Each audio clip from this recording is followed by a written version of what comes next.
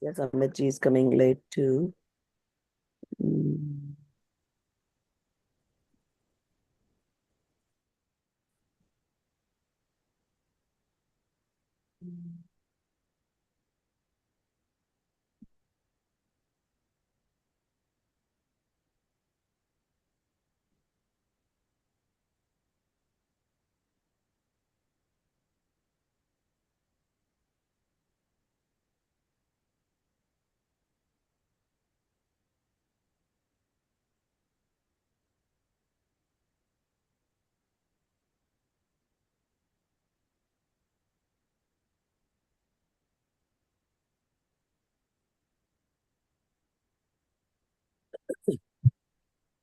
नमो अरिहन्ताणं नमो सिद्धाणं नमो आयर्याणं नमो उवज्जायाणं नमो लोए सवसाहूणम्।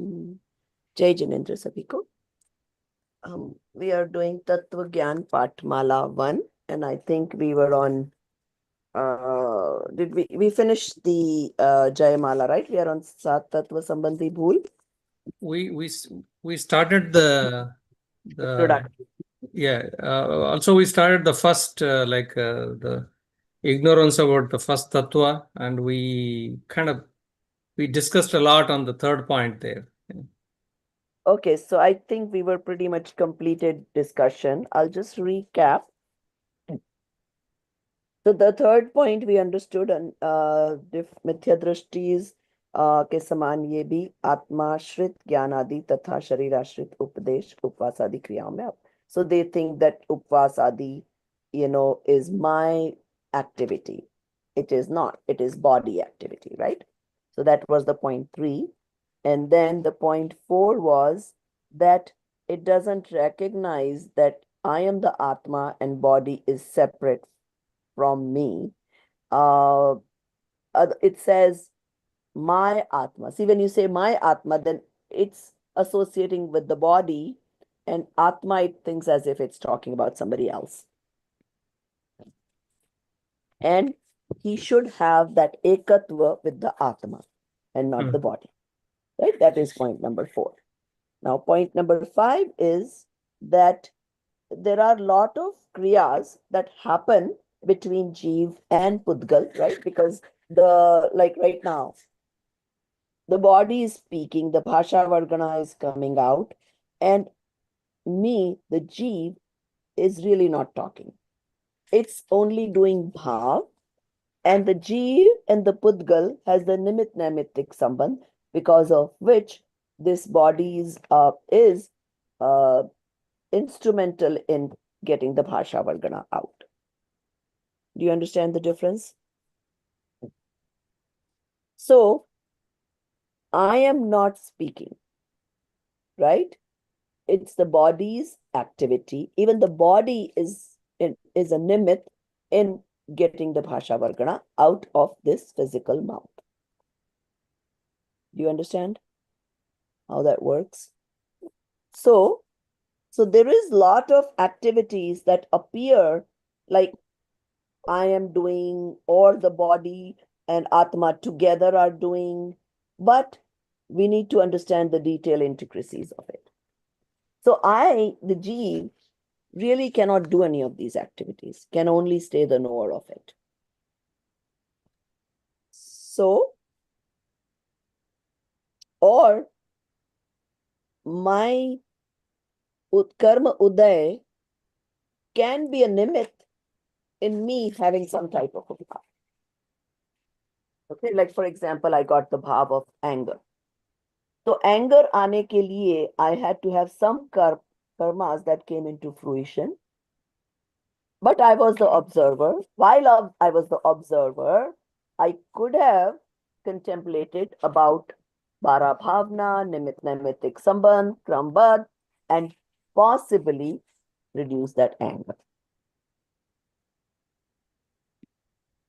So, and when we don't understand this properly, then we are making the mistake of mixing up the Jeev with the Pudgal and thinking as if it's a together activity, which it is not. Everybody gets this? I'm kind of feeling like all blank faces there. No, we No, understand. but the one thing that always, I mean, it does not puzzle me, but surprises me is that like Pudgala does not have consciousness in a sense, like it does not know others and does not perceive others, and it does the activities itself, correct? But still, It's interesting. It 99%, has, 99.9%. has its own amazing abilities. Yeah, I yeah, mean, there are lectures on Pudgal ki Mahima altogether. yeah, Pudgal yeah, alone can do a lot of things by itself. yeah, I yeah, mean, even to the point where the heart is sometimes beating even if the person is gone. yeah, If you guys have heard that. yeah. So it so appears that soul and body is like 99.999% coincidences. So, but it, Yeah, but yes, activity is specifically done by the Pudgal, right? Wherever you see the change is the main reason for that activity. Now, the Jeev was present there, making that bhav. So it does have that nimit nimitic sambandh. correct. But it looks like it is so, I mean, even though we say that it is nimitta naimatic and it is unrelated, but its influence is so like 100%. Why it is difficult to uh, kind of absorb, and that's why they're saying that a lot of people, even though they study, they don't quite get the intricacies of it. And until they get it and firmly believe in it, you cannot get Samyak Darshan because you still have this, Jiva Jeev Sambandhi Bhool, Ashra Sambandhi Bhool. Yes. That's why you're studying this.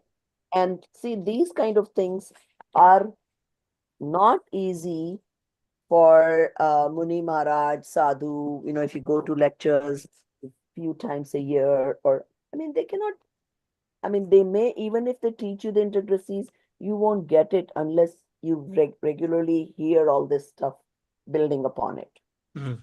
Yeah. Otherwise, it becomes, even now, sometimes, of course, it is confusing for you guys, but at least here, you hear it once, then you again hear it, build upon it, then again you hear it, and then it starts making sense. Yes. Yeah, I found that this chapter on the Sat Tattva Sambandhi Bhul was it definitely went into a lot more depth than the first time. So And that step by definitely step. helps. Yes, it's a step by, because in the first VV1 or Balbodh, if we told you all this, it would just go over your head. It's like, what are they talking about? So that's the reason to do it this way. So first you understand that yeah, basic Jiva Jeev Sambandhi Jeev ko Ajeev Samajhna, Jeev ko Jeev Samajhna. Only that much we taught you. Now we are getting into more details. So, Prabhaji, if you were to take the example of the anger, right? So, anger start because of some karma in the past and all related to Pudgal. Okay, so some karma is Pudgal, right? Right, Now karma came into fruition. If right, all the karma has the ability is to give you a circumstance. right, So it gives you a circumstance that Rupal fought with you, okay, right, or did what you wanted her to do. So that was the circumstance. right. Now it is up to you, the Jeev, how to react. So that Okay, so react part the Jeev did. the It had a reaction, it could have stayed calm, right, knowing Vitrag Bhav, right, understand that she's just a nimit. She's not the cause of this circumstance. right. If you kind of had that awareness, that anger may not produce. If you did not have the awareness, and that anger may come, but Atma is doing that. Vibhav, it is not its swabhav, right? It's not Okay. its nature, but Mm-hmm. it also has the ability to behave against its nature. Okay. Vibhav of Atma. Just like the body's nature is not to have fever, yet it can behave with vibhav, which means it gets fever sometimes. Mm-hmm. So is it that if I'm calm, is it because of some other karma? Or is it because of the jiva? I got anger because of one karma. Calm. Okay, there can be several reasons. When you Okay. stayed calm, either the circumstance was not bad enough to trigger your anger. Everybody has a threshold, right? They won't. Mm-hmm. I mean, there are some people, they say, uske to naak pe gussa chada hua." Every little thing makes them angry. Okay. There Right. are others who, by nature, are a lot more calmer and they Right. don't easily get angry until like some major trigger happens. Mm-hmm.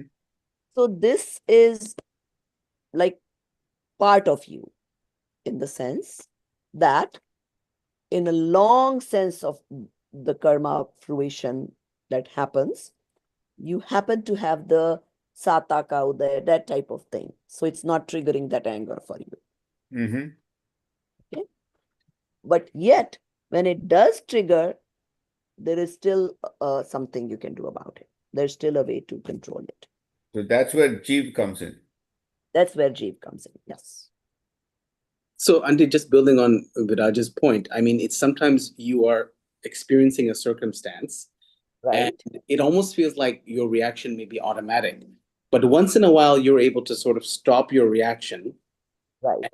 and have a more appropriate reaction. So I think what maybe Viraj might be getting at is that where is the karma involved in that? Like, so let's say somebody gets angry and you react, right, in a bad way. That's just karma and karma again and again. But if you stop the reaction, is that also some sort of uday of karma? Or is it just pure jnana? Like, is it just pure like dawning of some knowledge or something? Primarily, it is how much mohaniya karma you have in Uday. Okay. Okay. So when the mohaniya karma reduces, you When the have the mohaniya ability karma to is react in a very different way. intense, then you cannot help it. Mm-hmm. Okay.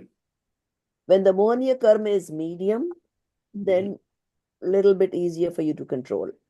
When Okay. it is Makes sense. lower, for all of you right now, the mohaniya karma is somewhere medium. If it was very intense, you wouldn't even feel like registering for this class or coming to this class. Okay. So yes, mohaniya karma plays a role. Okay. And then the other karmas that give you the circumstance also plays it. So you may still have a lot of other karmas, but let's say your mohaniya karma has reduced to a very great level, then Yes. you will be like that. You will be like that saintly being, right? Kuch bhi karo, nothing bothers you, right? Nothing disturbs you. Yeah. Exactly. So mohaniya karma for a sadhu, for samyak drashti, has reduced to quite some extent. Mm-hmm. So now still there is a difference. Their darshan mohaniya obviously has reduced to minimum. Charitra mohaniya still may not be reduced completely or as much. I mean, somebody's charitra mohaniya, even if they are not samyak drashti, even if they are not muniraj, may be lower, can be lower sometimes than sadhu. At some moment, a sadhu's mohaniya karma may come into fruition in a bad way, whereas at the same time, an average person who is not even a samyak drashti, his at the moment, right? At every moment, these karmas are coming into there. So that person's for 2-3 years, that mohaniya may be subdued, the charitra mohaniya may be subdued. And so he doesn't get angry very easily. Even though he's a meat eater, even though, like in other, he may not be the best human being otherwise.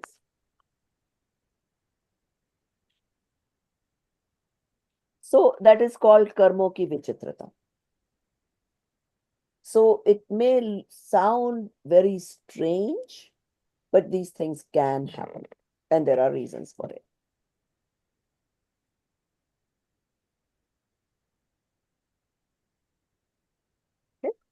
Okay, so let's go to Ashrav Tattva Sambandhi Bhul. Again, we have studied this before, and now we are building upon it. Okay, who can read? Safalta ji, आपकी book खुली है? जी हाँ जी Start reading, Ashraf. Errors related to influx fundamental element. Yes. G. Ashraf. Number 1. He considers influx of sinful karmas, Papa Ashraf, like violence, etc., as undesirable, here, but considers influx of virtuous karmas like non-violence, etc., as desirable, Upadhyaya. However, both types of inflows are subject to bondage. Thus, they ultimately are worth renouncing. Number 2, as long one remains detached and a knower and seer, there is no bondage, and that is desirable. Until such a state is not attained, remain engaged in auspicious attachment. However, it is essential to maintain faith that this is a cause of bondage. It is to be renounced. Considering it as the path to liberation, moksha marga, is being false believer only, mithya drishti. Third, a false believer fails to recognize the intrinsic nature of influx astros. He only acknowledges their external forms as influx. For example, he recognizes only acquired false beliefs, grahit mithyatva, as false, but fails to recognize inborn false beliefs, agrahit mithyatva, that is present since time beginningless, anadi. He understands external acts of violence against living beings and indulgence in sensory and mental pleasures as non-restrained, avirti, but does not understand that the root of violence lies in negligent, pramad, disposition, and the root of sensual indulgence lies in desire, abhilasha. C. He contributes only external anger and other emotions as passions, kushai. He fails to recognize the presence of attachment and aversion in his internal intentions. D. He considers only the external endeavors as actions. He does not recognize the power of the subtle vibrational actions of inner soul. Fourth, influx producing dispositions in true sense implies internal intentions of attachment and other emotional states that arise due to false belief, mithyatva. Due to the lack of recognition of this true nature, there is no right understanding of the fundamentals of influx, Ashraf Tattva. Okay. So first one we already, I think, understood last time when we studied this, right? Everybody agrees Yes. that we know that papashrav is bad, but sometimes we think punyashrav is worth doing, but which it is not. Punya is also ashrav. So that part I think we understood when we studied this in Vedrag Vigyan, right? Now, the second point now it's saying that he should stay just the knower and seer. As long as he's able to stay just the observer, he may not be, he may not get karma bandhan. Now, usually that will not happen unless you are close to being a Vitragi. Okay. Now, but you can have the understanding that as long as I'm only the observer of whatever is happening, that is the way I want to be. So, even while you are having an anger, let's say you are bursting with your kid, right? If you could inside be aware, I'm still the observer. You know, it's funny, my dad used to do that. My dad had a very, like he was a very authoritarian British kind of a person. So we were all scared of his, it always felt like his roar, like, you know, the way he spoke. Sometimes if he was upset with us, it would be like, oh my God, it would be so scary, right? And, you know, I was being the oldest, I would sometimes argue with him that, Dad, you're just easily so upset, right? And you know what he would do? So 1 second he's just shown this anger and really upset at some mistake we made. And the next second he could just smile. And he would tell me like, nope, I was just acting. I'm not inside upset. So, and that takes a lot of understanding, right? Normally, like my mom on the other side, I mean, she is internally all like tortured and whatever, like really bothered herself tremendously just because some kid was mischievous or didn't do what the way she wanted, whatever it was, right? So there's two types of people. One that can get completely absorbed and involved in whatever is happening. The others may appear like they're showing anger, but inside they know they're not angry. They're just showing it. And they inside don't believe that being angry is the right thing to do. So you see, while you're reacting, but you are sort of like giving a thumbs down that this is not the way to be. I disapprove of my behavior. Or it's almost like you have enough control that you are able to use those emotions to play your role, right? Jaise aapke Yes, pitaji, exactly. he had So to you get angry. That was realize his job as a father, right? To discipline you or whatever. But he Yeah. did not let it was not part of his fundamental being. It was not his internal, yes, Mhm. exactly. Yeah. Sort of like what the actors do, right? I mean, they show anger face, they show happy face, they are whatever, pagal in some movie. Are they inside like that? No. The whole time they are acting whatever role they are acting in the movie, they know very well that I'm not this personality. The moment that that scene is done, cut, and they're immediately back to their normal self. Even though when they're acting, they have to be completely in the character to become a good actor, right? Uh, I don't know. I mean, just name any movie because I don't know which movies you guys see. Any popular movie, and we can sort of think through it. Uh, any recent movies that anybody can think? I don't know how much Indian movies you guys see. Or even let's take Rain Man. Has everybody seen Rain Man? That was about autism, I think. Everybody remembers that. That's a very old movie now. But yeah. Recently, after coming into this, even if I watch movies, retention is gone now. I can't. Which is great because I can watch the same movie after a week and I wouldn't remember a thing. I can enjoy it equally well. So, but and there was a time I could recite the whole movie word by word, 3 hours. I don't know. I mean, anybody watch the Coolie movie, very, very old also by Amitabh Bachchan? Mhm. Okay, so if you remember that, so let's think about it. So, whenever an actor is acting, so he's acting as this coolie, right? Lifting luggage, showing he's so tired, sweating, whatever the case may be, right? He has to be completely in that character. He has to fight for getting his luggage, whatever the coolies do amongst themselves. He has to lift the luggage. He has to show the sweat, whatever it takes, right? Still inside, do you think he's thinking he's a coolie? Not even for a second. Yeah. He knows he's Amitabh Bachchan. He has this amazing house to live in and wife and kids and whatever else, right? So, do you think we can do the same? But it's very difficult. If you were an actual coolie, it would have been very tough.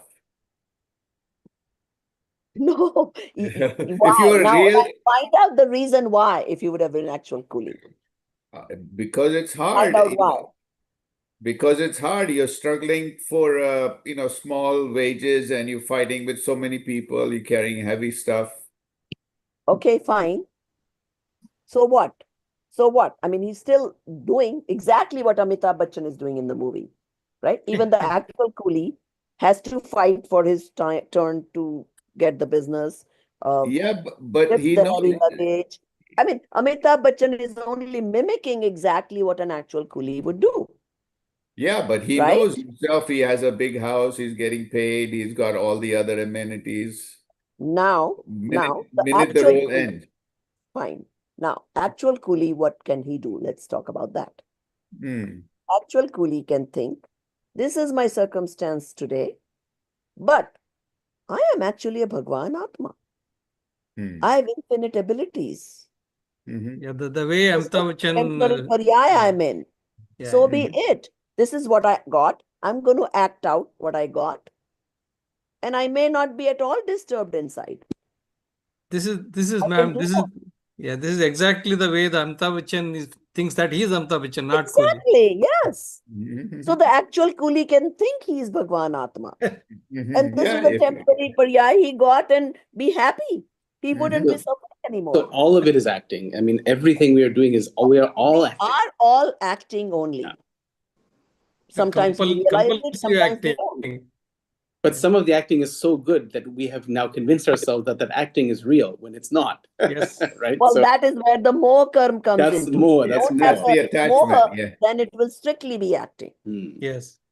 We have chosen to attach and stick to that relationship. Yeah. That relationship did not come to us saying, oh, no, I'm not leaving you. No, we are not leaving those relations. And we got stuck to those relations. Yeah, we like this relation. Yeah. Exactly.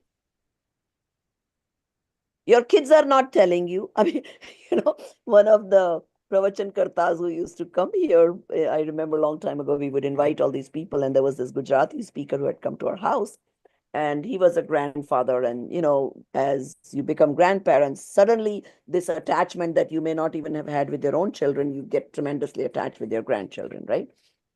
So he would say that, I used to feel very bad that I have to go out of town and I'm leaving my grandkid that they would play every day with, or maybe help with babysitting, whatever the case may be. Because I would tell my grandkid that, oh, grandpa has to go tomorrow for 2-3 days. And this grandkid is emotionless. He's like, okay. Like it didn't bother him at all. And this grandfather is so attached to even leave this kid for 3 days. So do you see? He attached himself to the grandkid. The grandkid was not attached to grandpa. Yeah. He was absolutely fine if the grandpa left for 3 days. Who cares? That's fine. And you also see that if somebody dies, like a dada or dadi or something, the grandchild may have loved them so much, but they're only 5 years old, 4, 6 years old. They're not as They don't- affected. Everybody else is crying and wailing, and they're kind of just in their own. Like, oh, fine, So life goes on. Yep. it's very interesting to see that, and we forget that as we get older and older. So We we forget those. develop the attachments as we grow Yeah. older. We It's do all this crime to ourselves. it's all grihit mithyatva as we keep getting older. Yes, More and more yes. grihit Of course, mithyatva. it is great mithyatva. Because you're almost like seeing everybody else attached and being Mhm. moaning and groaning, and you think that's the right thing to do. And also it become a habit for lifelong, many lifetimes, correct? No, we Yes, totally yes, forgotten that it's a natural thing. yes, yes.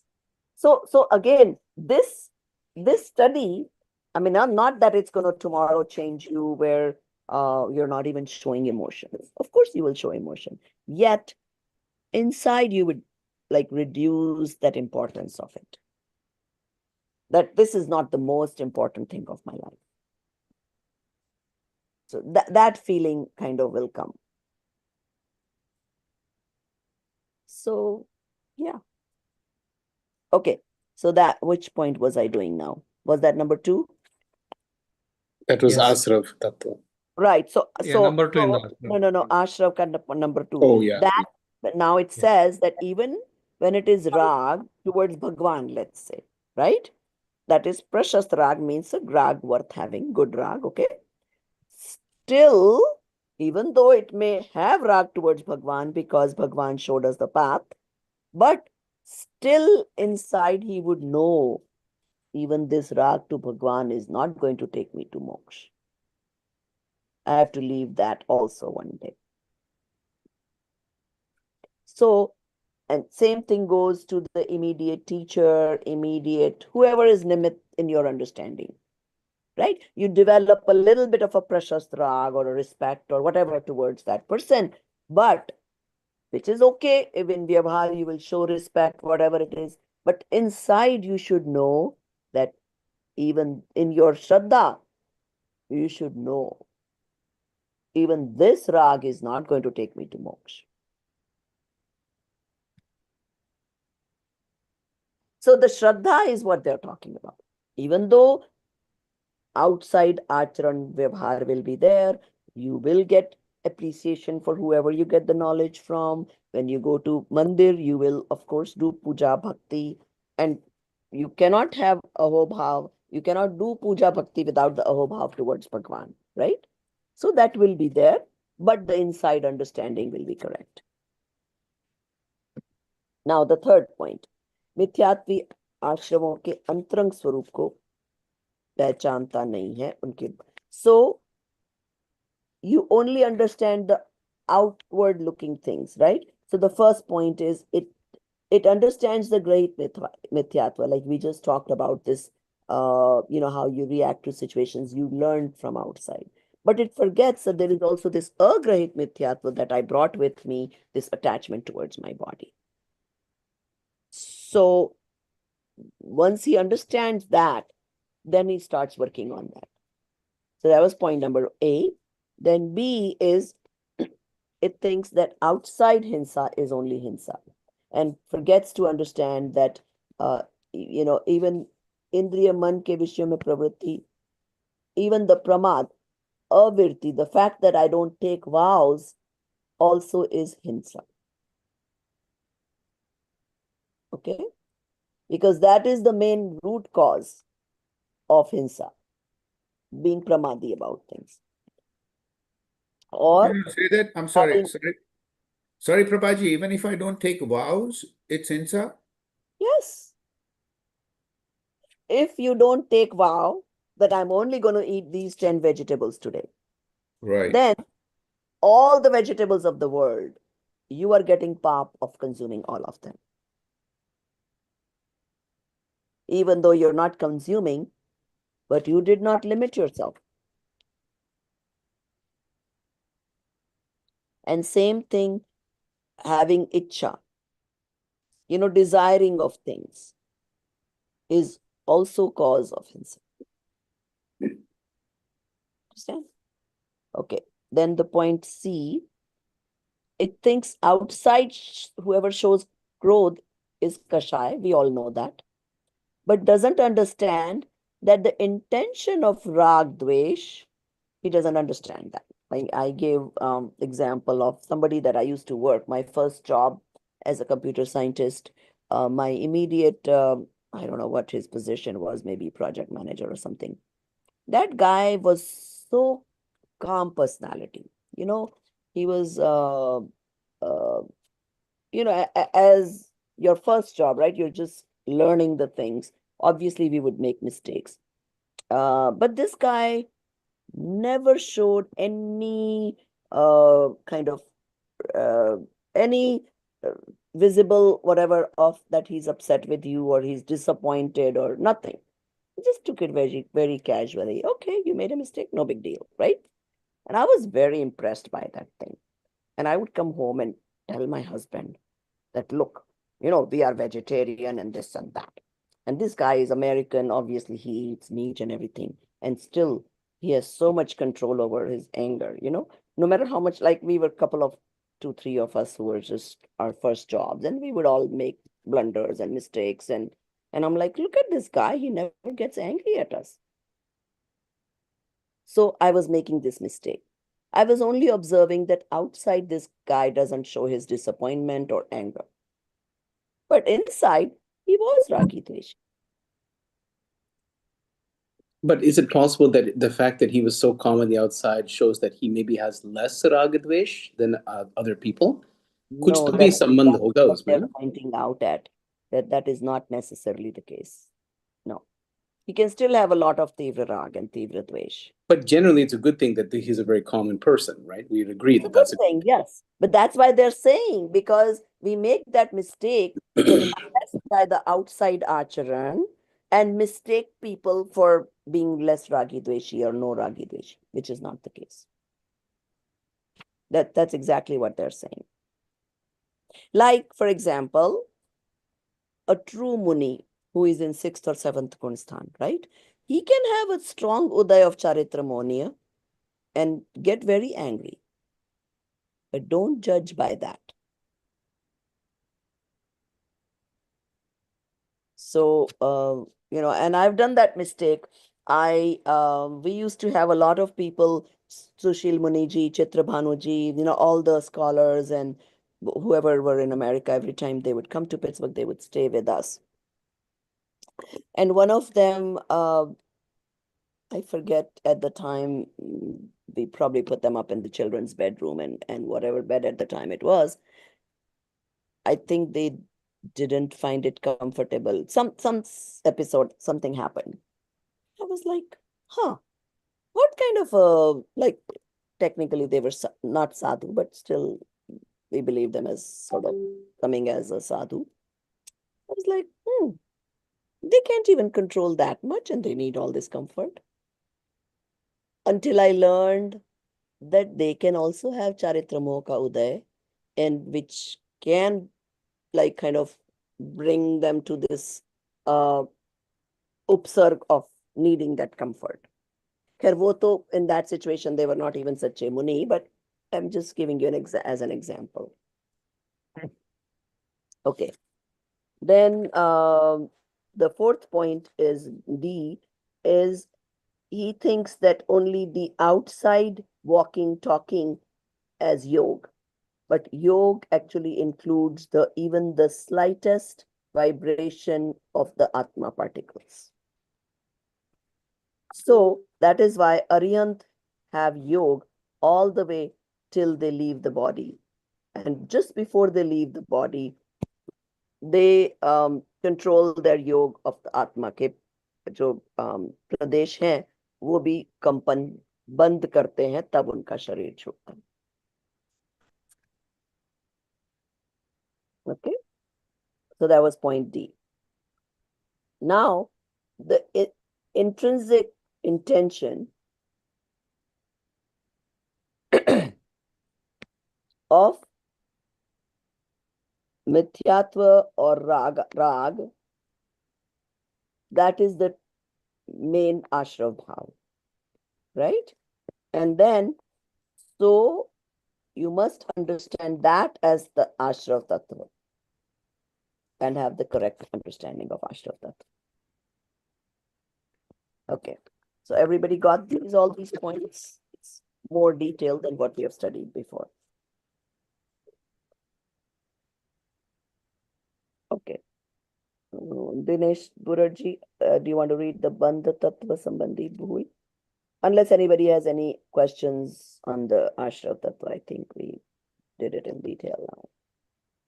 Well, I mean, the one question that came to my mind was, well, how do you reduce the Mohaniya karma, like the Charitra Mohaniya and the other Mohaniya?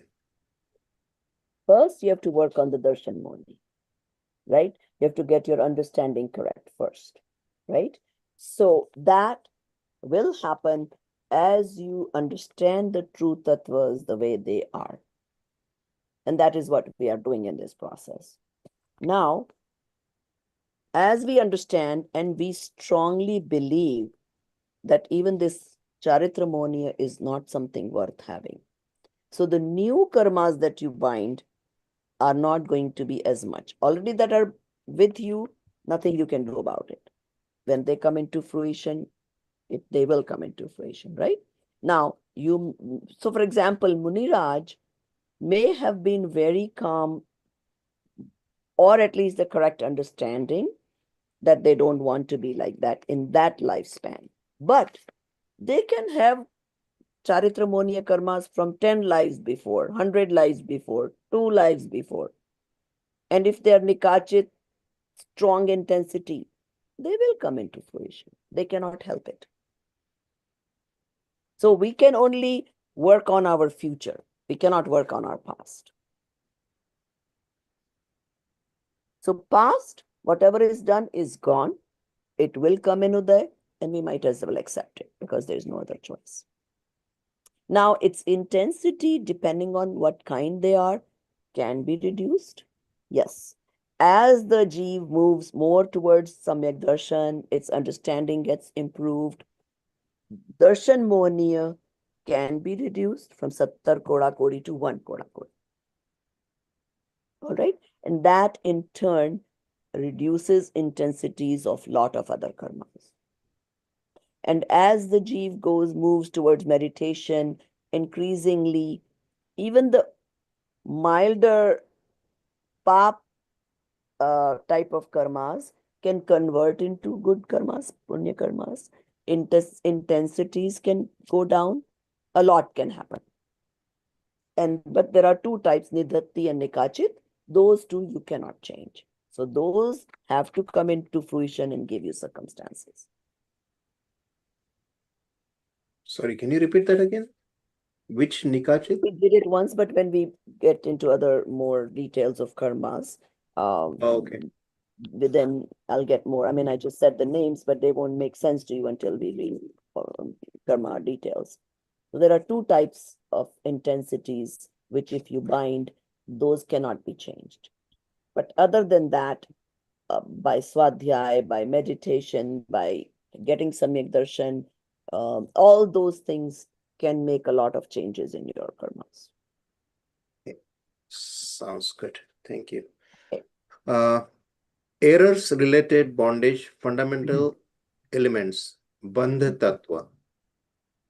He considers inauspicious dispositions that cause sinful karmic bondage as bad, but regards auspicious dispositions that cause meritorious karmic bondage as good.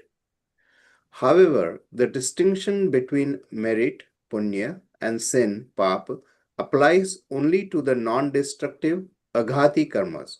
The destructive ghati karmas are always of the nature of sin. Even during periods of auspicious dispositions, the destructive karmas continue to be bound. Therefore, how can auspicious dispositions be considered good when they too are causes of bondage? Okay, I think we have studied this before, but I'll just repeat.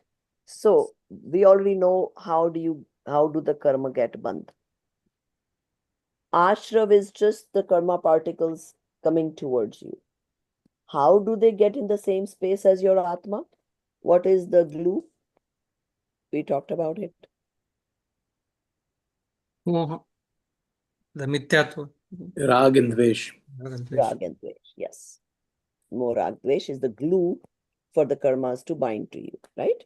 So now, what they're saying is that you have a wrong belief that, oh, a Shubh Bhav, I know that I'll get a bandh. But I'm doing Punya Bhav.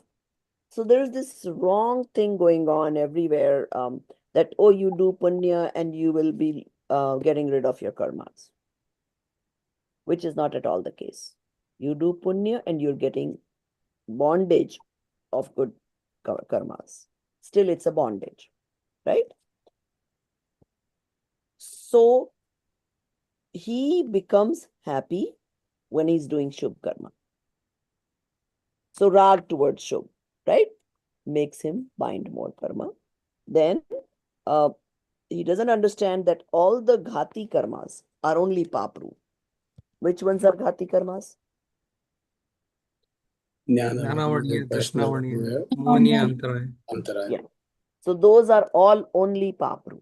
As you can see, it's always varniya. They're obstructing Gyan Darshan, right? So those are already pap.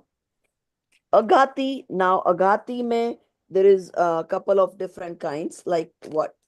Sata, Asata, right? If you have Punya, you'll get Sata. If you have Pap, you'll get Asata. Same thing, Gotra. Only in Agati, which ones are those? Can everybody repeat? Nama, Gotra, Ayu, and Antara. Right. So in those four, the Shubh or Ashubh will apply, right? You do Shubh karmas, you do somebody's seva. In return, you may accumulate Sata Vedni, right? You be mean to people, don't do seva, you will get Asata Vedniya karma in result of that. Okay? You have ego, you will bind Neech Gotra. And you are Saral Swabhavi, no matter how much fame, whatever you have, and you're not egoistic, just doesn't matter to you, you will again bondage good Gotra karma, right? uh, Naam karma. You are proud of your beauty, you bondage ugly karmas, right? Or and same way that all these things follow. So there the Shubh and Ashubh happens. But Ghati karma, there is no Shubh. It's all only Ashubh. It's only all Papmay. Okay?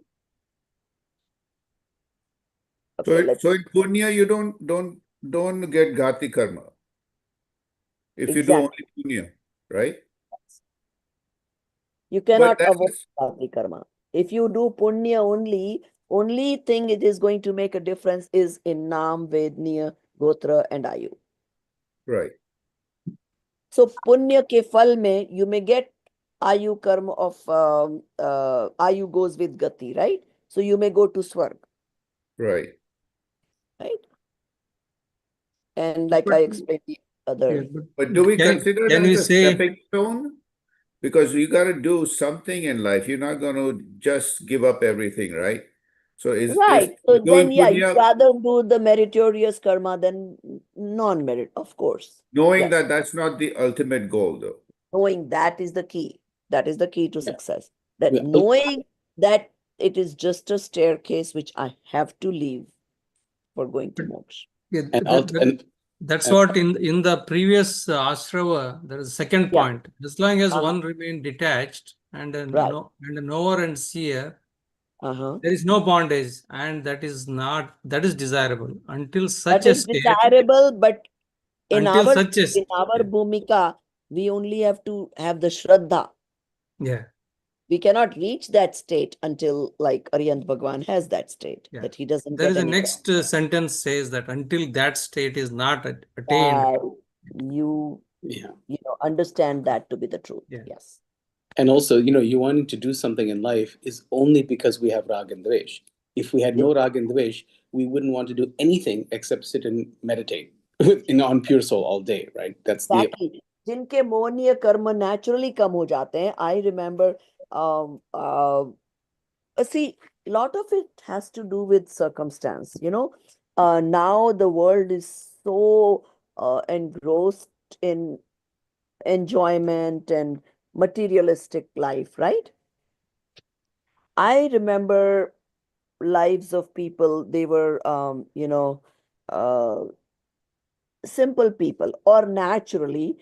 I remember one of our friends here, he would say, my father, after a certain age, I observed he wouldn't go anywhere. He would spend most of his day in one room, either reading or meditating. And so their more reduces. And Yeah. suddenly they don't have much इच्छा कि मैं घूम के आ जाऊं, कि मैं ये करूं, कि मैं मेरे बच्चों को डिस्टर्ब करूं, कि how much money they are making, what they are doing. Not interested. Or khane pine ka, anything. They lose Nothing. all that. Whatever comes to them, table में किसी ने परोस के दे दिया, खा लिया, जैसा दिया खा लिया. No problem with I like this and I don't like this. So that happens to people who are, and they can turn less ragi dveshi. People who are into this swadhyaya, like I know one of my friends, her mom, she's been with this swadhyaya for a number of years, and even though she's a mother-in-law, no disturbance. As long as she gets her 2 rotis, whatever basic food, she's content. She has no requirements. She just sits in her room all day, most of the time spends in swadhyaya, and does not bother the family. तुमको घूमना है घूमो, जो करना है करो. It's none of her problem. Completely detached. Not completely, it's most of it, yeah. And she's I happy with think herself. yeah. There is one point I think maybe you need to stress is even it says like even during periods of auspicious dispositions, the destructive karmas, that's Ghatiya karma, continue to be bound. That means No, it doesn't Viraj's continues to be question. bound. It just says that they are always papru. And yes, the Correct. moh or dvesh will bind those karmas, the ghatiya. Correct. But what I concluded from this is like when you say like I want to do punya at least means why? There is a belief that I need to do punya. That means again there's a wrong belief that brings a mohaniya karma. Exactly. But if you correct your belief Yeah. and yet avoid the pap karmas, Yes. that is doable. Yeah. Let Yes. us say I have $1 million that I don't know what to do with, right? So one thought is that I just completely involve myself with. Now I'm not going to be able to spend $1 million, no matter how many vacations I do, no matter what I do. So now I'm worried, where should I donate? What should I do? Blah, blah, blah, blah, blah, right? The other option is I could completely disassociate myself with that Yeah. money. Hey, I was not born with this. It just, whatever my punya ka uday, that somehow this wealth got accumulated. Who cares? It will naturally, wherever it has to go, it will go. If some organization uh, has to get it, automatically I'll get the power to donate. If I don't, I don't. I'm not concerned. It's not my money to begin with. So you see how the difference in power? Yeah. You Yeah. It's you all about the free bhav that yourself you from that association of that money. It just happens to be labeled in your name right now, and that's all it is. It's really not yours. So as you said, Auntie, the bhav is the critical because many of us may have the opportunity to do punya. Somebody asks us for help, and we're not Yeah, going to say no. But the question is, two things that can who is happen. doing the Somebody help? asks you for your help, for help. One thing can happen is right away you feel like it and you give it. It just naturally happens. Mhm. Other thing that can happen is you may get a sense, oh, let me think. If I give this money to this guy, is he going to use it for alcohol? What is he going to use for? And I may not give it because somehow that extended thought came about. Either one is not wrong or right. Your bhav came because of some previous karmas, and you either gave or you didn't give. Either way, if you're not attached to that money, it doesn't matter whether you gave or not gave. But if you're attached to that money and you did not give because you wanted to save it, No, and that's it's also about identifying with who is the giver, right? You're saying if you think I am giving money, right. If that's where the mistake is. disassociated, If then you're you are simply not saying giving. if You you're know, saying that this karma, this money has come to me because of my punya and I am just passing it on, it has No, nothing to you do with wouldn't me. even think of all that analyzing either. No, If no, but you're it just happens automatically, right? disassociated, it just happens. You Yeah. don't analyze it. Mm. Do you understand? The ekatvam. Yeah. bhav comes naturally, it gets done, and you were just the observer. Mhm. As soon as you start analyzing, you are the doer. It's just the first tattva. That's the faith in the first tattva that starts from there. Yeah. So do you think you're the nimit at least, or you don't even think you're the nimit when you're giving the You are donation? a nimit only if Whether it you was think, his punya to get it from you. Right. What if you decided not to give? Are you a nimit anymore? No. Right. whether But we think or not, we are always nimitta. Mhm. Yeah, there is Correct. always a nimitic sambandh between everybody, between you and me, everybody, Yeah. of course. Yes. But if you take it as that, let's say you helped n number of family, your let's say relatives, right? Mhm. Some of us support relatives that are not maybe doing so well. So one is the bhav that, oh my God, if I had not supported, where would they be today? Because of my support, their lives are better now. Mm. Okay. The other bhav is they deserve this money. So I happen to become the nimit. It's not my doing. It's their deserving. Who got the money? Them. Yeah, unka Because punya they uday hai, have to get and the money. That bhav came to me that, okay, give it. Mhm. So I'm just a mere nimit. I'm not the cause of it. It's like you are teaching us but it is our punya uday that we are Yeah, learning. I'm not teaching you. There Right. are zillion, I don't know in that group how many 50 people are registered. They never came to class. Yeah, If हमारा I पुण्य had Uday to इसकी teach, they वजह would से all कर be studying from me, right?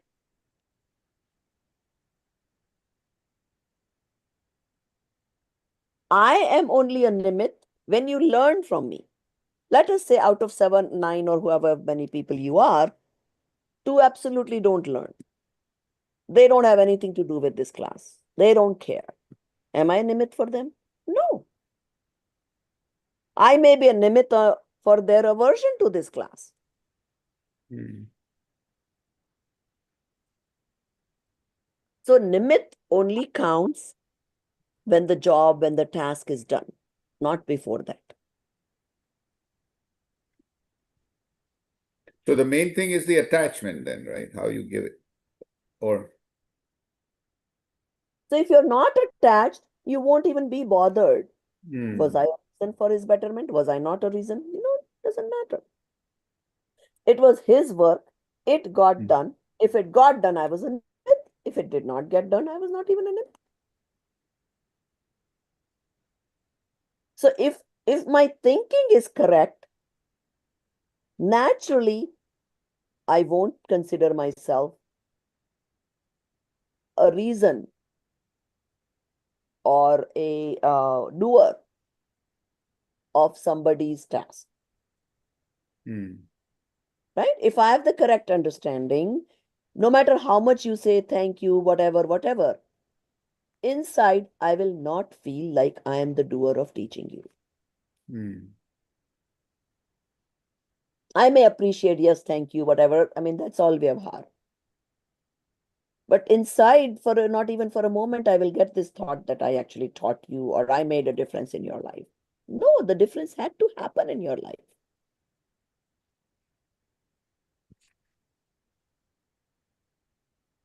Okay, so let's go to Samvartatva Sambandhi Bhul. Who wants to read next? Yeah, I can read. Okay, go ahead. Errors related to stoppage, fundamental elements, Samvar Tattva. He considers the auspicious influx such as non-violence as cause of stoppage of karmic influx, Samvar. But how can both the auspicious bondage and the stoppage of karmic influx occur due to the same reason? He does not know. The scriptures state that the stoppage of influx of karmas being restrained, gupti, carefulness, samiti, righteousness, dharma, contemplation, anupreksha, conquest of inner affliction, parishahajay, and righteous conduct, charitra. However, the person does not understand the true essence. For example, he believes that avoiding sinful thoughts, observing silence, and refraining from physical movements, etc., constitute restraint or gupti. But he ignores the fact. 1 second. Amitji is not here. I need somebody to highlight these meanings of Gupti Samiti. They are not accurate. So we need to send it to the translation committee. Can somebody do that and send it to Amitji so he can? Yeah, thank you, Yeah. Nitish. So what do you want me to say? The karma being restrained, gupti? So Gupti Samiti, the Parisha Jay, they translated the translation I don't completely agree with. So they'll have to find better translations for those. So I tell him the gupti, samiti, Gupti, Parisha Jay, those are not correct. and samiti, right? Mm-hmm. So 3. Mm-hmm. Okay, I can tell Amit. Yeah. Okay. He believes that avoiding sinful thoughts, observing silence, and refraining from physical movements, etc., constitutes restraint, gupti, but he ignores the fact that devotion, etc., gives rise to various psychic emotions of auspicious attachments. True restraint is when, due to a state of detachment, vitrag bhav, from all passions, there are no activities of mind, speech, or body. Okay, do you understand why I think the Gupti meaning they gave is wrong now that they explained it? Right, right. Because it is the Vitrag Bhav which makes you not feel like doing any activities of the mind, speech, and body. Mhm. So whereas there they gave the meaning something like carefulness or something like that, right? For Gupti. Restraint, they say. Actually, now that I think of it, restraint is fine. Because Yeah, you are not Gupti is restraint. restraint is fine. Samiti is carefulness, which is okay, which is correct. Dharma is what? righteousness, That is okay. Anupreksha was also correct, I think. contemplation, Yeah. And and Parisha Jai. afflictions. I'm sorry, what was the Parisha Jai? Conquest of inner afflictions. Conquest of inner afflictions. Inner afflictions. Conquest of Parisha. Is conquest and conquering similar? Yeah, conqueror, conquest. Yeah, it's just a different form. conquest, yeah. Okay, then never mind. I think they're okay. I probably misheard. I maybe heard one after, so I was Rather, them sounded wrong. Then I think they're okay. they're Okay, okay. never. Yeah. All right. Then point B. Similarly, one considers. Sorry. Before you go on, Viraj, this is quite long. So can I just pause? I had a question about this. I was reading this. I was reading it earlier today, and I especially highlighted this part. So this one here, but he ignores the fact that devotion, etc., gives rise to various psychic emotions of auspicious attachment. So what that raised in me is that even in the class we are doing stutis, puja, all these things, which are meant to increase our devotion, right, Yes. to Vigrah Bhagwan. So that seems to be going against the ultimate goal here, because that is correct. Yeah. And that's why we keep saying it for the ultimate goal. First, even now, when we are having the devotion, inside we should understand that is not the path to moksha. Okay. So it is So vyavahar. that understanding inside should be there. Yet, at this level, the devotion is also important, because if you don't appreciate the ones who have been there or been on the path, how would you get on the path? Mhm. Okay, but still, okay, you are using some highway to go from Pittsburgh to Niagara Falls, right? At some point, you have to leave that highway. Until then, yes, you will appreciate, thank you, government, for making this highway. Thank you, whoever thought of making all these paths or highways and toll road, whatever the case may be. But am I going to reach your house unless I leave that highway? So do I have that in my conscious mind all the time? To reach my destination, I'm going to have to leave this highway. So it's the same thought here. So this is vyavahar, right? It's part of the convention. Yes. And not only vyavahar, it is sort of needed also. Until you Yeah. have the appreciation, ahobhav, for Bhagwan, for what he did, because that's what we are trying to get there. So you must be appreciative. Just like if you want to be a big cricket player, you better like Kohli or whoever those cricket big shots are, right? You treat them as your idol. You want to become like them, so you want to play like them. You want to find out what did they do right to become the best players. But eventually, you have to do the effort and become the best player. Just worshipping and appreciating Kohli or whoever else is not enough. But to start with, yes, you have to choose a role model. Okay. Thank you. That makes sense. Yeah. Okay, continue. Yeah. So similarly, one considers the efforts of careful conduct to avoid harm as carefulness, samiti, but he does not understand that if he considers violence as sin and emotions to protect as causes of stoppage of influx of karmas, samvar, what will be the cause of the bondage of merit, punya? When the monks have the subtlest of attachment, there are activities like movements, etc. But in those activities, in the absence of deep attachment, there is no tendency towards negligence, pramad, and they do not cause suffering to other beings for their own movement, etc. purposes. Therefore, the genuine compassion arises on its own, and that is true carefulness, samiti. Now, okay. In Vyavhar, we say that Muniraj protect even the one sense being, right? Because they don't do any pap kriya. Do they really protect? No. They have no bhav of killing, no bhav of protecting. Because if you have a bhav of protecting, you're being a doer. The bhav of protecting is a punya bandh. It is not samvar. So Muniraj don't have the bhav of protecting or killing. They are just going on their path, just being vigilant. They see far enough to avoid, but they don't think that they're saving those beings.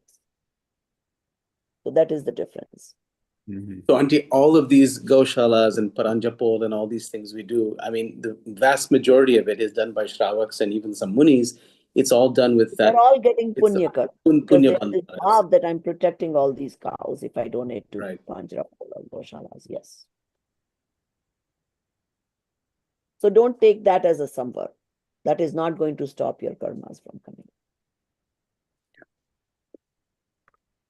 But right now, what choice do I have? I'm not quite there. Yeah, if you have to spend your time doing something, better to spend your time doing punya bandh than doing pap bandh, right? So, as long as you have rag and dvesh, better to have shubh rag and dvesh instead of ashubh rag and dvesh. It's like if my son tells me, I mean, which they do, believe me, they catch you at every moment. So it's like, whenever we talk to them about this no rag, I mean, my kids also learn this. I told you they used to participate in Jain academic bowls. So they learned about this no rag, no dvesh, and all these things. And whenever I try to correct them, Mom, you're not supposed to tell us anything, aren't you supposed to be detached? And I'm like, yes, but as long as I have rag towards you, that's why I'm telling you. Once that's gone, then I'm not going to give you any advice. You're still their mother. Well, once you take Diksha, then you won't be their mother anymore. But right now, you still are. Well, already you reduce a lot. Now they're out of the house. Once they get married, further reduced, Well, yeah, but this helps. I mean, now, like my husband, he never bothered. I mean, I have to tell him, this one kid, he's just wasting his income, never invests anywhere. Why don't you help him? And my husband is least bothered. That's his problem, So, so now I feel like that. I mean, if they get married, if they have girlfriend, boyfriend, that's their problem, not mine. They want to get married, they invite us, we'll be present. If not, that's their problem. So, so you start having stress-free life. The less the attachment, the less the stress. Otherwise, I mean, you will see grandparents stressed to the nth level about every little thing of their kids. I mean, I have to teach this to my mom all the time. She's worried why this grandkid is not married and why that grandkid. I'm like, you did your job. You married off your kids. You're done. Now, this is their parents' problem. There's no reason for you to get stressed about it.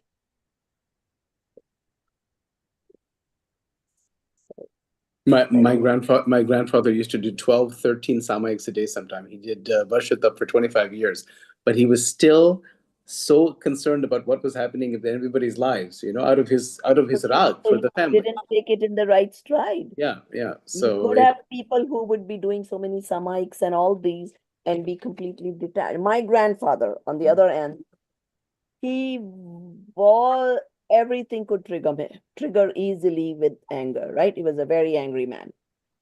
I mean, to the point I've seen him. As a little child, I stayed with them, right? My parents left me with my grandparents, right?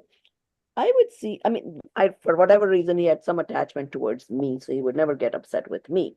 But with my grandmother, she put a little extra haldi in the sabji, or he thinks she put an extra haldi. And I remember he would throw the whole thali, and there was a little nali in front of where he used to sit and eat. The katoris would go in the nali. That's how angry guy he was. On the other hand, he was so detached, he had no clue which grade any of his kids were in. Whether his son was in masters, was he doing bachelor's, what is his major? No, least bothered. He's a completely detached guy. So you see how, I mean, you can outwardly see a person so religious, so involved, yet they could be very ragi. Outwardly, you could see somebody very angry, very emotional, yet they could not be ragi inside. So, and he was least attached to even money. He didn't do any business. He only had a little stationery business. Even that too, I mean, he would go and buy, all these imported stationeries, and I mean, that was his business that the kids would come home and buy. Half of the time, he would give away those things for free of cost to kids without realizing that at the end of the day, I'm not making any money. But he was least bothered. That was him.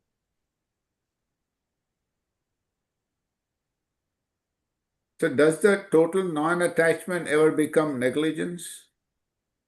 Like if I don't care for the kids or do anything for them, would it be considered negligence? It depends. What are you doing otherwise instead? Right? Yeah. I mean, If you're one is meditating you are a instead. drunkard and now your brain is somewhere else, so you're neglecting your kids. Okay. And also based on what belief, correct? Based on what belief you Like are. you have a rag towards the alcohol, so now you don't have rag towards your kids. That's a different scenario. Yeah, that is different, right? That is different. But So sometimes I feel there is a thin line between there total, is a line, definitely. In Jainism, everywhere, it's going to be like a sword, right? You right? You about call it it this the way, razor's edge, always walking on that sword edge, right? In always walking on that edge. And that's why this systematic study is so important, to understand the reality the way it is, not any other way.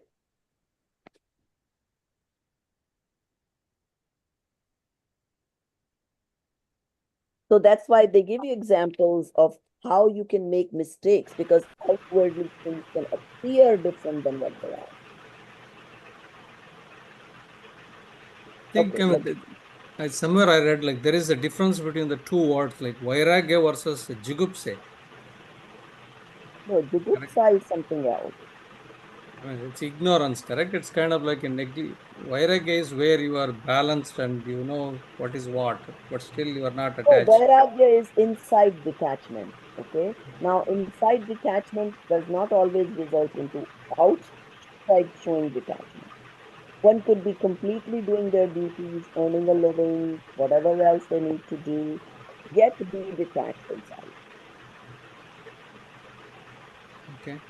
Jugupsa means something else. There's some noise coming in the background. I don't know where Yeah, it is. I don't know who's. Some rain sound. Oh, Yeah, could be I'm somewhere else. Let me just no, it didn't stop. It's somewhere else. It Okay, now stopped. it's stopped. Now it's stopped. It stops. So whoever muted, it's coming from them. Okay, never mind. Let's go to the next point.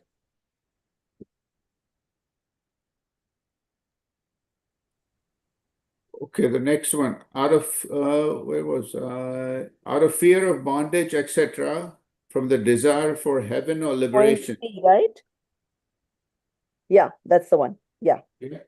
C, right? Out of fear of bondage, etc., from the desire for heaven or liberation, one refrains from anger and the like. However, the inner intent, abhipray, behind anger, etc., is not truly eliminated. Yet one considers oneself a follower of virtue of forgiveness, shama, and such other virtues. When through the practice of true knowledge of reality, tattva jnana, objects no longer appear as desirable or undesirable, then anger and similar passions do not arise on their own, and only then does the true righteousness, sat dharma, is manifested. Okay. So now, so one is outwardly someone could just be calm, right? The other is someone could be calm because they know that if they do krodh, they will be not getting the punya karma. So they'll hold back their anger, right? That, oh no, no, no, no. If I become angry or if I do this, I'm going to get bad karmas. But the real dharma would be that you have understood the nature of things enough that nothing seems unreasonable to you. Nothing seems injustice to you. So the anger just doesn't arise. Why do we get angry? I made these $2 above this, and now it put me into this bracket of 35%, whatever the case may be. Hmm. So now it's injustice to you. Why do they have such rules? That just with this little bit, whatever, it put me into that bracket. So now when one understands that there is no such thing as injustice or justice, I deserve whatever comes to me, then the growth doesn't arise automatically. So the fact that you understand that every little thought, action, whatever I'm doing, whatever is happening to me, nothing goes in vain. Everything bonds karmas which come into fruition. So the best thing is always be aware, always be aware. And even better yet, not associate yourself with whatever is happening to you. That is not me. It's my Uday happening, gone. I'm not bothered. I'm not concerned.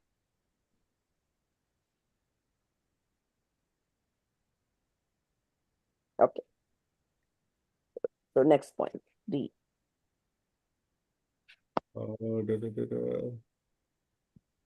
Oh, it's D, right? I think yeah, D. He considers reflection on impermanence, anitya, and such other dispositions, seeing the body and such others as undesirable, and to become introverted as contemplation, anupreksha, but such detachment is actually of the nature of aversion, dvesh.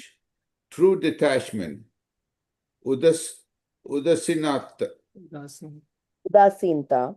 Udasinta, sorry, yeah, lies in recognizing the true nature of things, to perceive the good without developing attachment, rag, and to perceive the bad without developing aversion, dvesh.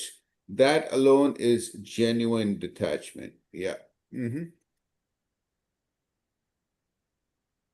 Yeah, I guess detachment is okay. Actually, udasinta is like disinterest. Hmm. See, when you're not interested in something, let's say I don't like football at all. Not interested. Do I care which team won? Doesn't matter. I'm udasin towards it.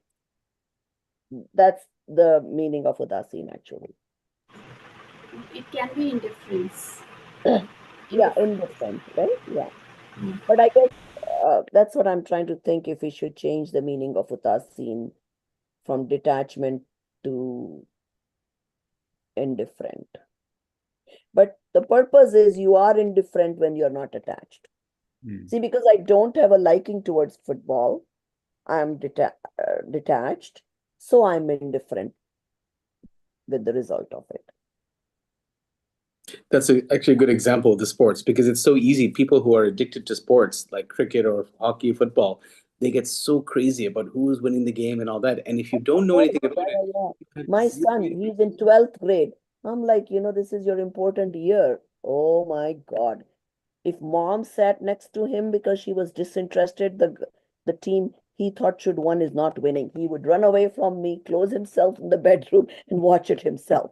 So his team would win. and it's so easy if you're not interested in it. Like if you don't know, follow that sport, you have zero interest. Like it's such a night and day difference, right, between people. To me, mom, because you're not interested. You don't care. You're not rooting for that team. It's not winning. Mhm. Okay. So, so now here what they're saying is that yes, Anitya Bhavna tells you that you must not be attached to your body. So there's two things that can happen. One is that not being attached is different than having an aversion towards your body, right? In the Bara Bhavna, you have Anitya, you will also have that, what was that Bhavna? The one that, Ashuchi. Right?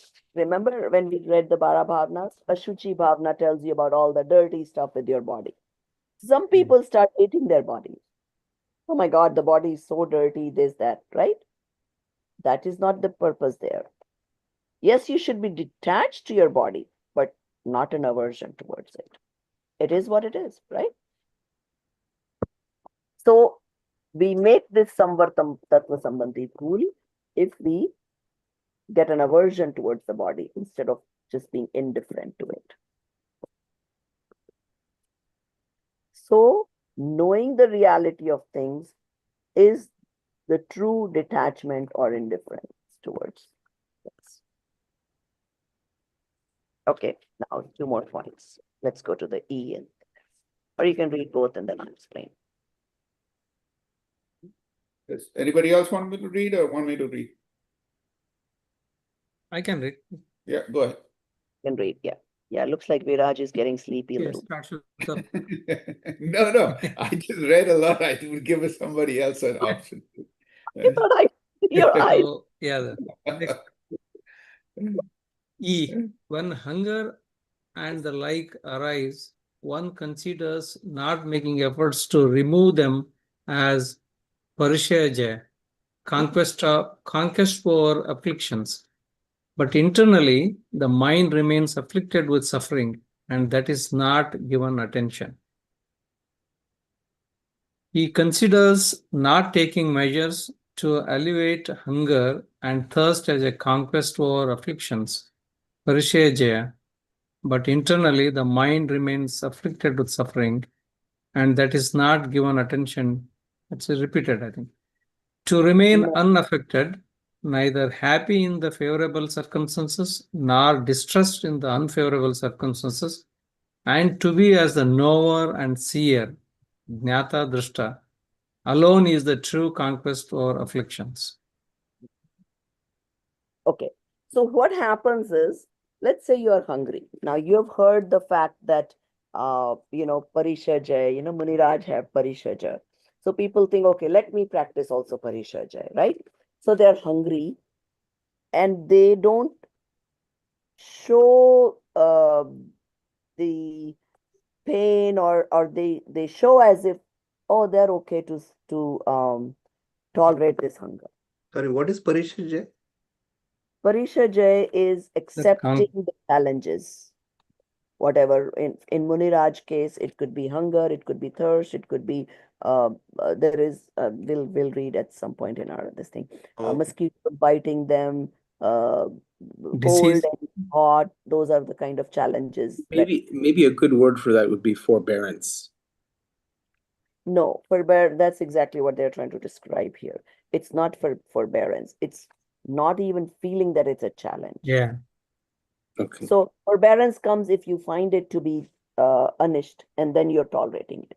I see. That's the difference they're trying to explain here. So even mentally, you don't get. Exactly. So mentally, it doesn't even feel like a challenge to you. To remain unaffected. Yeah. Yeah, unaffected, right? So, so let's say I've decided not to eat today willingly, right? So that day, even if you put something nice in front of me or I'm cooking food for others, it doesn't affect me. But the next day I'm eating and you put food in front of me, even though I don't think it's healthy, I really shouldn't be eating. I'll still get attracted to eat it. So that's the difference. So Muniraj have taken the vow to not be affected. So they know that is their life. So it doesn't bother them. Even if we may say, oh, how difficult and harsh their life is. They have to sleep on the floor, they have to, without clothes, tolerate the cold and the heat and the mosquitoes biting and all those things. But they don't feel bothered. And that is the true Parishajya. Whereas if we believe it to be controlling the hunger or controlling those things, that is not Parishajya. So Again, if we believe that way, it is samvar sambandhi bhul. Okay, go ahead next. The next point, F.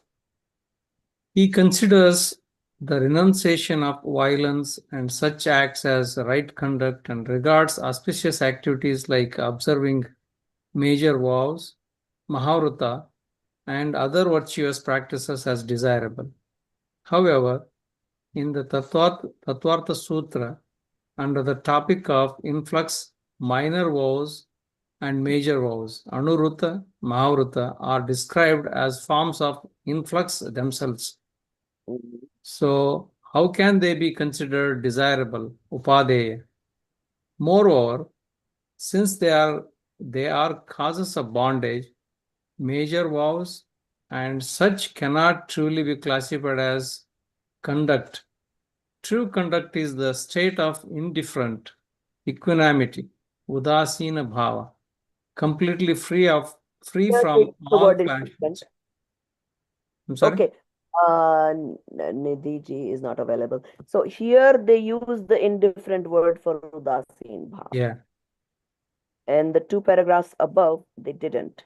So I It's, want them to be consistent. So we have to bring that Yeah. to their attention. Okay, that's fine. yeah. Keep going. Okay, so indifferent equanimity, udasina bhava, completely free from all passions, kashayas.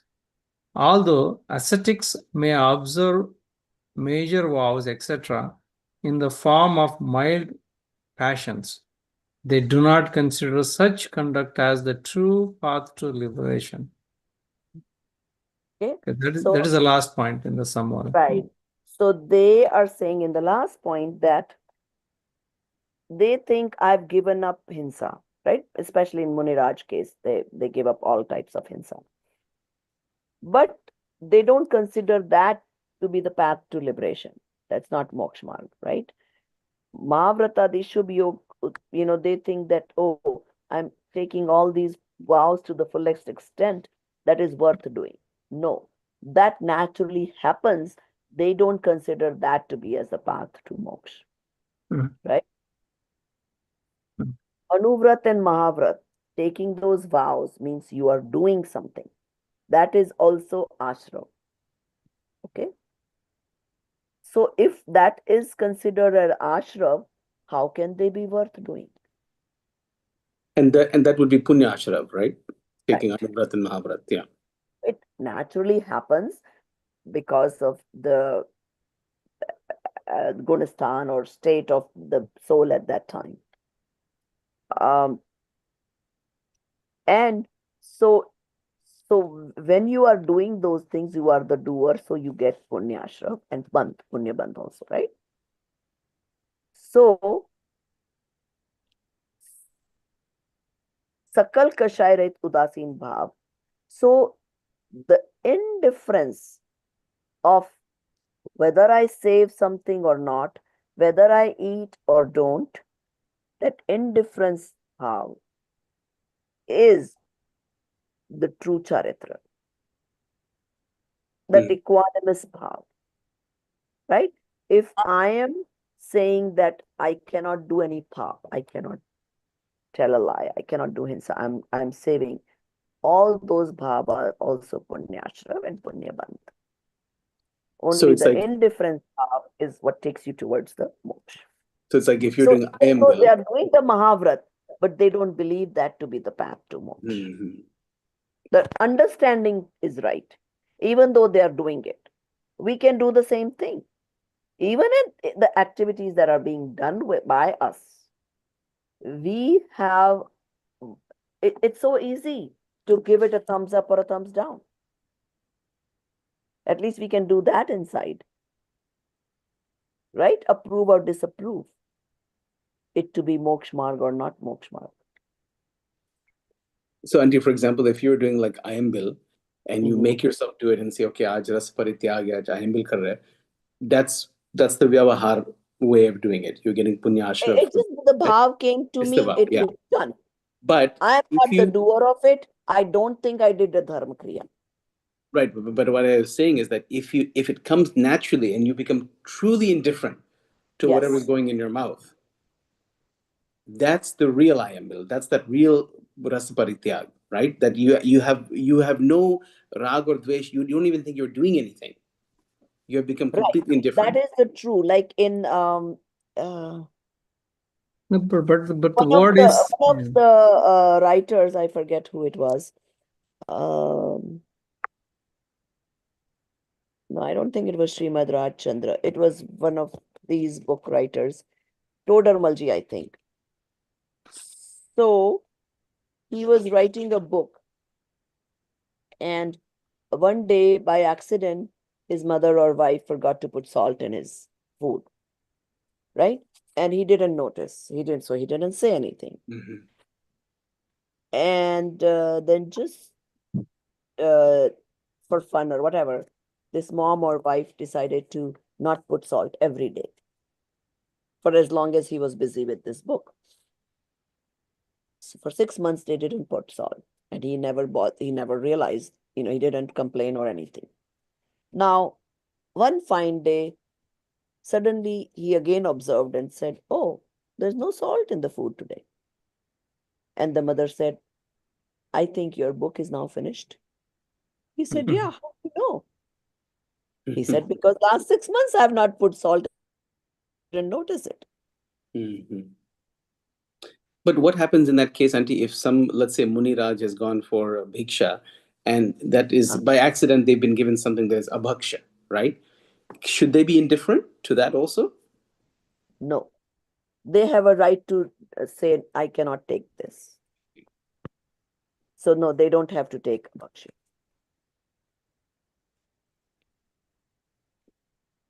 They have a right to refusal. They cannot ask for things that give me this or that. But what if they're so indifferent they don't even realize कि वो abhaksha है, उसमें onion या garlic है, या even ऐसा meat नहीं or होता है. something? नहीं, ऐसा नहीं होता. Because they are in the Muniraj Bhumika that they should refuse. Now, the true Muniraj does not keep patra, right? So they are offered in their hand. So they are seeing before they're putting it, right? So there definitely doesn't apply. Now, in Shwetambar Parampara, where the sadhu, sadhvi, they bring something in that little pot, whatever they have, that time if they were not vigilant, or they may not be able to tell what came in their patra. Now they already brought it. So now that it's in their patra, then they have to be indifferent. Then whatever came, they have to eat. But that is still their fault, that they were not being vigilant as to what is being put in their patra. But once it comes in their patra, there is a story about this when Muniraj, some lady gave him some sabji that was very, very bitter. And she saw the ants, she thought she'll put it out. Just a drop of it went on it, and the ants died. So she said, "Oh my God, this is so bitter. My mother-in-law will be mad if I put it all out there." So the Muniraj came and she just gave it all to that Muniraj. So once it was in his patra, then he had to eat it, even though he died after that. Right.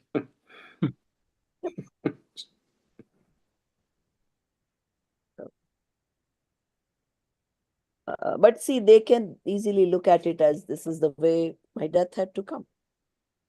And they don't have attachment to the body to begin with, so it doesn't matter. Okay. So, okay, so that point is done. Now Nirjara and Moksha. Who didn't read so far? Everybody read? I didn't read. I can read it. Okay, you read the last two. Errors related to dissociation fundamentals. Should it be dissociation or dissolution fundamentals? Nirjara tattva. Are they Nirjara ko they're translating a dissociation? Yeah, I think it should be dissolution, right? No. Disassociation means it gets Oh, disassociated. dissociate from the Atma, yeah, karma dissociate. Okay, yeah. Yeah. So number one, he doesn't understand the detached form of austerities and remains absorbed in external practices. He believes that to be austerity and cause for dissociation of bondage karmas, nirjara.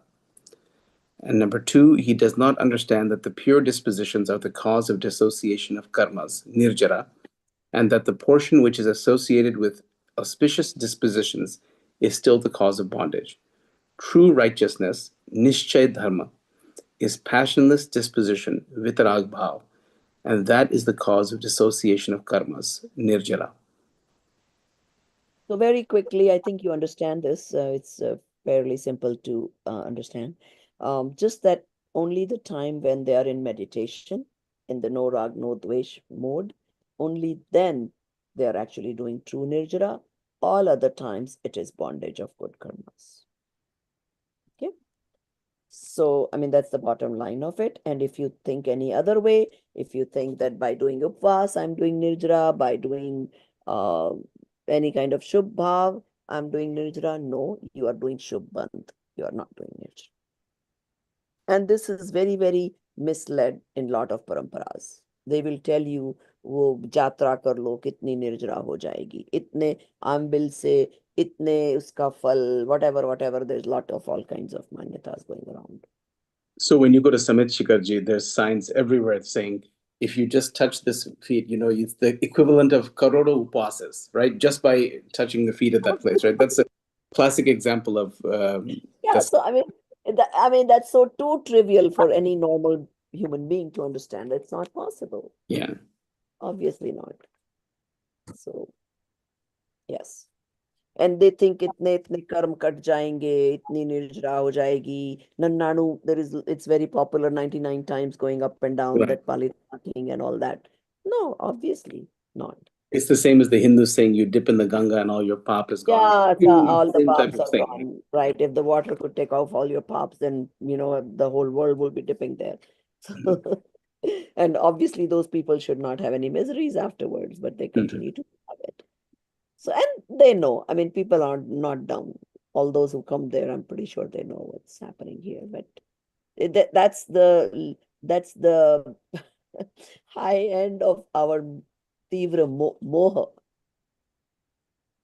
That just because we've heard it from childhood, just because we have heard it in the parampara, we want to blindly believe it.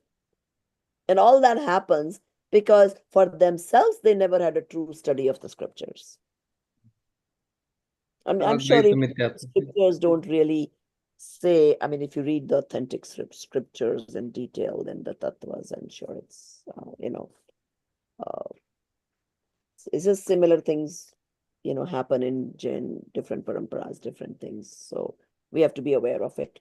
And hopefully once we learn and understand the tattva the way they are, it's fairly easy for us to tell the good from the bad or true from the false, Okay, let's go to Moksha Tattva Samvati. You're muted, Dinesh. We're going to read the next one.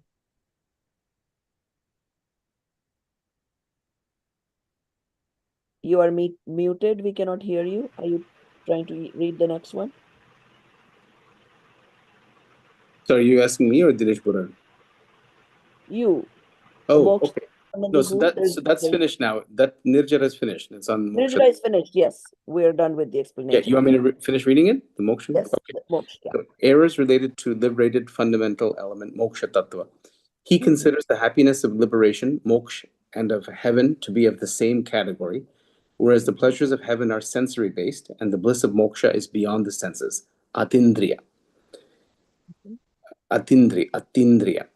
He also considers the causes of heaven and liberation as the same, whereas the cause of heaven is virtuous dispositions, and the cause of liberation is pure dispositions. Thus, even after studying Jain scriptures, he continues to hold contradictory beliefs about all 7 fundamental elements, tattvas. So obviously that is the moksha tattva sampanti pool. If you think moksha is just an extension of swarg, obviously it is not. It's a totally different category of swarg. Swarg is sort of an extension of the luxuries you have here. But moksha is nothing like that. And so that is another fundamental belief that people are misled. They think moksha is just an extension of swarg, which it is not. Now, it thinks again, and not only it thinks, you will hear, itne itne do daan, are bade datar hain, ye to moksha jayenge. You're led to believe you're a big donor, so your moksha is done, coming close. That is not the case at all. So we should not be misled. Any huge donations you make, the maximum it can give you is one life in Swarg. Anything to do with moksha. Okay. So maximum you can only have one life at a time in Swarg? No, I'm just one is Oh, just okay. example, but what I'm saying is like who knows if you do enough, maybe whatever this guy, what's his But name? can you have punya ban so you can have like thousands of lifetimes in Swarg, one after another, if you do that I'm much sure punya? it's possible. I don't know about one after another. No, you go, you have to come down to Oh yeah. Tiriyam. Okay. No, you cannot repeatedly take more than one. Cannot stay back there. It's too long anyways. You wouldn't want to be there for more than But we one are month. also able to, if our punyas are Oh, really of good. course, they're very capable of going to Swarg, not a problem. Yeah, no, but if our punyas are very good, we should not be born in Swarg, we should be born in Mahavidya Kshetra, right, in our next birth. It all depends. Yeah. It's But Because also they say, because Simandar also this, Bhagwan will be there, so we want to be where Simandar Bhagwan is. right. Now, in the 10th semester, we study Gomatsar, okay? That talks about how these karmas, how it all has to balance. You can't be too good, you can't be too bad to make it to the Manushya Bhav. Right. Otherwise you'll end up in You have Swarg to when be you don't very want to. that fine line, neutral person, and that's why it's so tricky yeah. to get No, Manushya Janma. I think On top of if that, in Vidya Kshetra, so you've had to do specifically those kind of karmas that take you to that area where Bhagwan is. no, I think if you are able to pinpoint your birth by doing those things, why can't you just try the moksha? No, the moksha, but pointing you is cannot not to have have moksha from any this earth. ichcha. That will automatically take you to the right place. Yeah.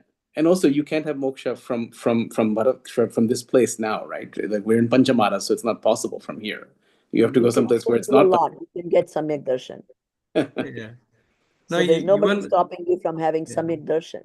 Even if you're a female, even if you're male, doesn't matter. I think even in Mahavidesh Kshetra, not everywhere, I think, only the certain spot, I think. That's where Yeah. Tirthankar, yeah. Right, if you're next to the Tirthankar, still there is no guarantee. We have been in front of Tirthankar many times and just came back. And we still didn't get it. Still didn't get it. Yeah. So this is your right time to understand that thoroughly, and you can have Bhav Moksha right here. Yeah. Just imagine this stress-free life, no worries, no desires, no nothing. That'll naturally lead you to the right path.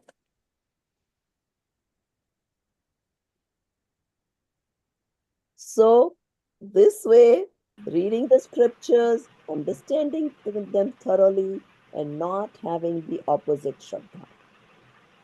So yes, it's going to take you towards the path to moksha. In the process, on the road, it's also give you a stress-free life.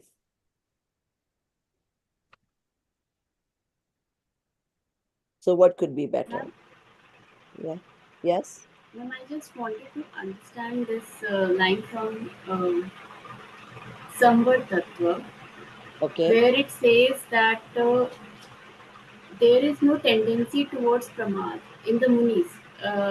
Right. Like when the monks have the subtlest of attachment, their activities like movement, but in those activities, in the absence of deep attachment, there is no tendency towards negligence, and they do not cause suffering to other beings for their own movements, etc. purposes. Therefore, genuine compassion arises on its own, and that is true carefulness. I did not understand what is the lack of attachment when they are moving around. There is Okay. absence of True deep attachment. pramad is any moment that you don't want to be with your soul is considered pramad. Even though pramad means laziness, right? Laziness of not being absorbed in your soul is what is pramad.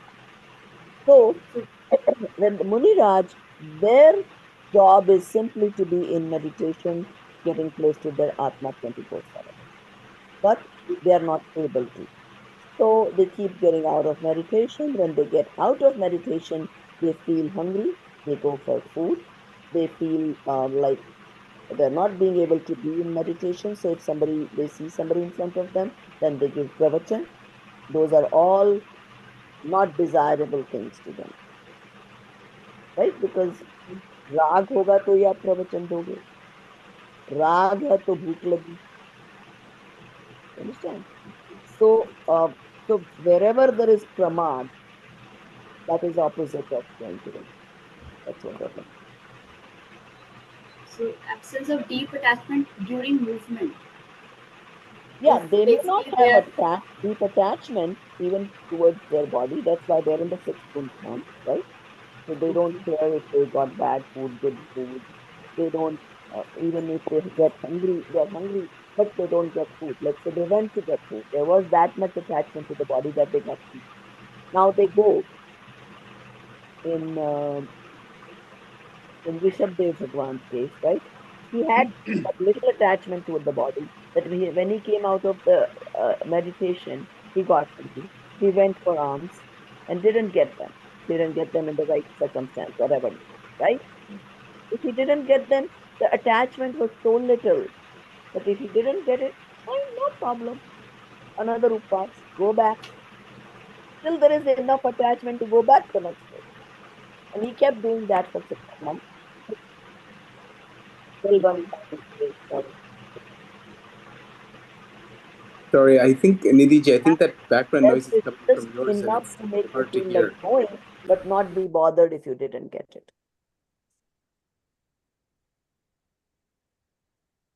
Were you trying to say something, Dinesh? I was just saying the background noise was coming and I could not hear it, but it's something on Nidhi's side, something in her sound. Now I can hear okay. Okay, fine. But did you hear what I said about the Muniraj I attachment heard to? some, I didn't get all of it, but I heard. Okay, I'll just repeat it. Yeah. So Muniraj still has a little bit of Sanjwal and Rag, right? So I was giving example of Rishabdev Bhagwan. When he was in meditation, he came out of meditation. So he had that little bit of Rag towards his body. So he got hungry, right? Now he went to get food. But nobody understood in those kal because that was Pehla era. Nobody knew what to give him. People didn't understand. He didn't get food. So he came back. Attachment was just enough to feel hungry and go to look for food. He didn't get food, no problem. Came back, got into meditation. Again, next day he got hungry, so he had to go to get food. Again, he didn't get food. So there was some attachment enough to get hungry and feel like getting food, but not bad enough attachment that if he didn't get food, he would get angry or feel pity on himself that every day he's going and not getting food.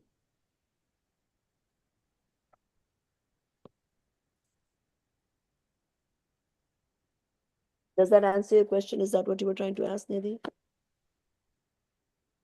I was just trying to understand when they are doing vihar, they are moving around the Muniraj. And at that point of time, it is very likely they may find, creatures on the path. Dangers, yeah. Maybe they are they may be in distress also, or there may be ants all around, like scattered around and Oh, all. that is But where Parisha Jai comes. It does not bother them because they don't have that level of rag towards their body. It's all because they have rag, but it's of a very, very low category, Sanjwal and rag. So it doesn't bother them. so they don't want to even protect the creatures who come in their way and they are in distress, and they neither try to, they just move So with let's say they indifference. don't have enough rag towards their body. So let's say a big jund of ants come in on their body when they're meditating and they're biting them. But they will not try to remove them or hurt the ants because they're not so attached to their body. Neither will they try to protect a lion eating a deer. Because if they did that and they're living in the jungle all day, that's what they would have to end up doing. Protect this animal, then that animal, then that animal. It's none of their business. It's They, none of their business. they will become a zookeeper soon. Yeah, one animal's eating another animal, that's not their business at None all. of their business. Yeah. But we are Ragi. We better protect. Yeah. Okay. Also, it is like restraining animals from their food because it's their food, right? They cannot cook. David Muniraj doesn't have all that vikalp. He's not thinking because this deer is lion's food, so I'm not going to protect the deer. No, none of that is going through Muniraj's mind. We as humans, we are Ragi. In the human form, you are supposed to have compassion. So it is your duty to protect if you see something, naturally being killed. So it is your duty or it's not your duty? I thought it's not your, It is because we are supposed to be compassionate beings. But Now, we if you were in cannot- Niraj Bhumika, then no, it is not your duty. but we can't stop animals from killing each other. That's not our, even as humans. I mean, we cannot do that. No, we are not going searching for a lion killing the deer. But if there is a scenario in front of you where I don't know, I am trying to think of an example. I mean, sometimes Let's say there's a cat and the cat is killing a mouse and eating it. That's the cat's food. So how can we interfere in that? we usually don't see cats killing mice easily in front of us. Let's come up with another example where you actually see somebody killing somebody. No, the dog attacking a boy. Okay, No, we so don't have enough. We are not. I am at least fearful. I'm not going to interfere there. The dog will end up I mean, attacking this me. happened to us one time a few years ago. We were in the forest and we saw two bugs. They were fighting each other, insects, and we're both ekdam buri tarah se. But then we had to stand back. We said, if we break them apart, we are But there are interfering. some scenario where you can genuinely protect. Okay, so let's take this example. There is a snake coming towards a child. The child doesn't know what the snake can do, so it doesn't move. So yes, by all means, you should go and pick up that child and remove him from. And also, the child is not the food of the snake. The snake just wants to Oh, bite. it can be from food. It doesn't matter. Still, it's your job to protect the child. I mean, there are going to be situations where you cannot protect. I'm not going to go bother dealing with a dog who can bite me to protect that cat. We have to have that much common sense, So, this snake one is a really good example. Yeah. yeah. So it would have to be a scenario where, yes, you should do your essential duties. Yeah. Now, if somebody has a gun, now if I try to save this guy, the guy can turn the gun towards me and kill me. So it's also your duty to protect But now, in yourself. protecting that child doesn't mean you should be killing the snake, for example. No, you shouldn't be killing, but you can remove it. You can remove the child. So it's as you said, it's always a razor's edge. What is the action that you take? If you can quickly take the child away from the snake, that's the one thing. But if you have to take a machete and hack the snake in two to stop it from biting the child, that's not right. You Well, can't if it's your own child and you have enough rag, you might have to do that too. And if that's the only way, you don't have time, let's say, to move the child away or something, right? Yeah. Because you still have rag towards your own child. Mm-hmm. So whether you want it or not, you'll end up doing it. This is practical Jainism after all. Yes. But recognize that it is naturally happening because I have the rag or I have the moh. So you understand the reason behind it and your fault where it is. And you accept it as fault. You don't justify it that, oh, it's my duty, I have to do it. No. If you didn't have rag, you wouldn't have to do it.